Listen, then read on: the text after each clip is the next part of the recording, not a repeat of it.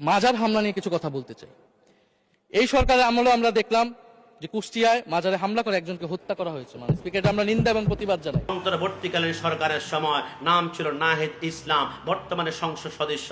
আজকে দেখলাম বলে বিএনপি সরকার আপনারা আসার পরে কুষ্টিয়াতে একজন পীরের দরবারে পুড়ি দিয়ে একজন পীরকে পিটতে পিটতে মেরে ফেলেছিল। আর একজনকে মারার কারণে তোমার চোখ এত বড় হয়ে গিয়েছে। আর অন্তর্বর্তীকালীন সরকার যখন তুমি উপদেষ্টা ছিলা 180টা মাজার ভাঙ্গা হয়েছে, আগুন দেওয়া হয়েছে। আমাদের নুরাল পাগলার লাশকে কবর থেকে উঠিয়ে আগুন জ্বালিয়েছিল, তখন তোমরা কোথায় ছিলা? তখন চোখে দেখো নাই। এখন একটা মাজার ভেঙে সরকারের বিরোধিতা করতে গিয়ে আজকে তোমরা একটা মাজার দেখছ।